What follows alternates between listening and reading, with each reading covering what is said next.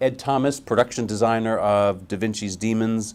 This is a big show with, what, 22 sets. There are 3 built at any one time. Set the scene for us here, boys. Well, it's basically 265,000 square feet. So it's a 6-acre building, studio. Recently on season 2 we've subdivided it into 3 stages because a stage that big is just unheard of. You know, it's the size of 5 football pitches. You know, it's massive. So season 1 we did 5 main sets: DaVinci's workshop, Verrocchio's workshop, a Vatican set, some streets. Season 2 we upped the ante and took full advantage of the studio and built 22 major sets. So having a studio that big basically means that you can walk from the streets of Rome to Otranto to Florence. They can all interact with each other as backgrounds, deep backgrounds from one set to another. And it allows you just to have all these standing sets that you can go to at any one point. You can jump in and out of them, and you can reuse them, you know. And you can be shooting 2-3 units at the same time, which is great, because if you pull in 300 extras and you want to use them on one set, you can use them there in the morning and then move them across to another set and use them there in the afternoon, and it's all indoors, protected from the weather, you know. So it really is, for high-end television, it really is the way to do stuff, you know. This production is so vast that it takes you 2 hours every day just to walk around and check in with everybody? So I do the rounds twice a day. First thing in the morning, after a cup of coffee, meet up with the art department, and then myself and my team go on a studio tour basically, and we'll visit every set that's in progress, whether it be being constructed, whether it be in the workshop, whether it be in fabrication, because all of these are housed on site, and then we'll go around the standing sets that are again under construction or being painted. Or being dressed, final sort of preparation of props going into them, being lit. So we can walk around the entire studio and the workshops and just basically look at what's going on. But the site is so big it takes 2 hours to do it. You know, by the time you've stopped and talked and given people details and instruction, you know. And so we do it once at the beginning of the day, and then I do it once at the end of the day. How many people are on your team? 350 on average. That can expand, or it can become lesser depending on what we're up to. But you know, what I call my team is across the board really, is fabrication, is props, set dressing. We operate a slightly different system in the UK. So in order to have them all on site, because we're an outpost, you know, the studio's in Swansea, it's 3 hours from London. We have to make everything, you know, we can't keep jumping in the car and drive back and forth to London. So we have to keep everything on site, you know. So yeah, about 350. How much advance time do you get to prepare for an episode? How far in advance do you see a script? It's a very quick turnaround. You know, we normally have sort of 5 weeks prep per episode, and that's fine when you're using standing sets. But when it comes to things like building boats, yes, David Goyer, the series creator, will give you the heads up that by episode 6 we're going to be on a boat going to the new world. But you've got so much to do in the build-up to even getting to that stage. You can only sort of just start the design work really. But from the moment that the director starts, you have 5 weeks in which to turn stuff around. So again, building the boats, when you've got an exterior boat on a gimbal, rocking left and right, and then an interior boat on a gimbal on the inside, it's a lot to build in 5 weeks, you know. But the team cope with it. This show has a graphic novel look, it has a lot of fantastic elements to it, but yet it's also grounded in history a bit. How much? I think it's all made up. It's just some of it is, as you say, grounded in history, and some of it is, you know, is from my imagination. I mean, that's the great thing about this show, is that it, you know, it's Renaissance punk. You know, it's almost like steampunk, but you know, it's Renaissance punk. So, you know, we're not making a documentary. I don't claim that this is a historical drama. It's a historical drama fantasy, you know, especially from a design point of view. And, you know, that allows us, as was Doctor Who, you know, each period you went to when I worked on Doctor Who, you know, we're making fantastic programming basically.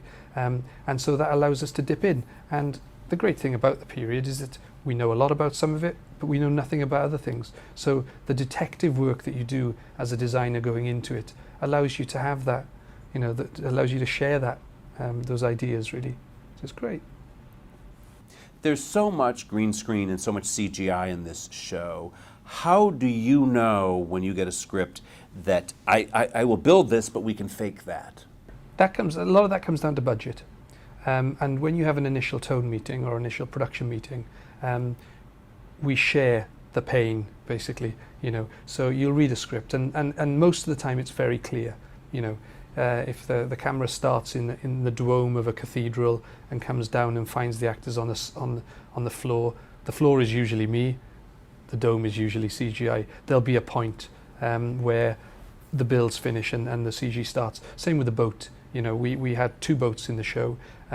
We couldn't afford to build 2 boats, but we can afford to build 1 boat interior deck area and then CGI the exterior of the boats on.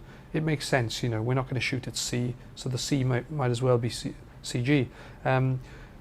What's great about the team, Tom and his team, Tom Horton, who's our visual effects supervisor, is that he is totally sympathetic to the art department and the design department. Not I have to say, not all of them are. Some of the CG guys I've worked with have sort of taken it into their own world, and it's all about the CG. Whereas on DaVinci, both CG supervisors that we've worked with have been very sympathetic to the art department. There's a lot of loving attention spent to details on this show. You like to point out the widow's tear box. It's a torture device. In the script, the widow's tear was this box that was a torture implement that you wind the handle around, and it drives a diamond-tipped blade into the surface of your hand. That's a great description, but what's it look like? So I straight away went to the drawing board and looked at sort of Chinese cabinetry making, and some of those images are so beautiful of those boxes heavily decorated. I thought we should go down that route, and then we introduced this little sort of silhouetted figure in mock ivory, and I like doing it with David because he gets so excited.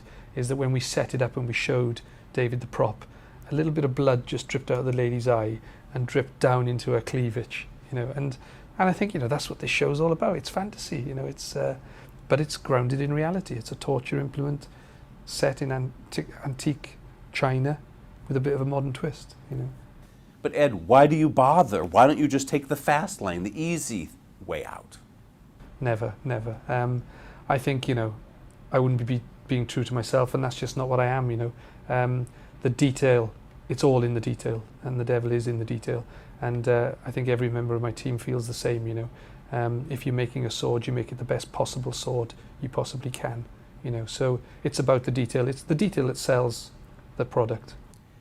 When shooting a TV show, nothing ever goes according to script. What are some of the fun stories of things that may have gone wrong? Well, we had one incident on season 2 where I wanted to create a dais that goes down into the ground in the Vatican, and to do that we had to dig a hole in the studio floor so that we could sink in the dais, basically. So sometimes when the Pope arrives in his quarters, the dais is there and it just looks like a flat marble floor, and then sometimes you arrive and it's clear that he's gone down into the heart of the Vatican. So we dug a hole out, no problems, built up the sides, rendered it, waterproofed it, everything's fine, ready to be painted the next day. Come back the next day, there's 6 foot of water in the hole, because we didn't realize that the studio itself is built below sea level. We're very close to the beach. When the tide comes in, it basically permeated into the pool. So you can't do anything about that. You can't build against tides, So we had to literally shoot around the tides in this particular set. So that was a funny moment of something going wrong that you just cannot plan for, You are a legend in television because you, of course, were the production designer on more than 70 episodes of Doctor Who, and I am a Doctor Who lunatic, so I am in awe of the man that I'm talking to right now who designed the TARDIS twice, right? It was an awesome responsibility, and one I'm glad I didn't really take too seriously the first time around, because I knew it was an honour, but I didn't realise that there was a fan base out there. The fan base of Doctor Who, any fan base that can keep a magazine going for 15 years is a serious fan base, So when I initially designed the TARDIS. And again, Russell T Davies very generously just wrote in the script that it was a cathedral-like space, and that's all he wrote, you know. So that's fantastic for a production designer, because it means that they can just go to town. And so I didn't really feel the pressure, because I felt very passionate about it on the first time around. I knew that it had to be, if you had a machine that was 500 years old, there would be nothing left on it that was original. So I came up with the idea that it was organic and it grew, and that you grow a TARDIS, and that all the bits of machinery on there have been replaced by the Doctor over the years. And I think that held together quite nicely. There was much more responsibility on designing the second one, because I knew, you know, the scrutiny that it would come under. And we didn't really stray too far away from the first one. And what's actually quite interesting about the second one is that the second one is built on the old framework of the Torchwood hub. I did a series called Torchwood, which had this underground base, and all we did was we stripped that off and then we built the new TARDIS on that. So if you look carefully, the sort of levels are the same. But I haven't told anyone else that, so that's quite interesting. There are a lot of fun old throwbacks in your TARDIS. An old radio, the manual typewriter.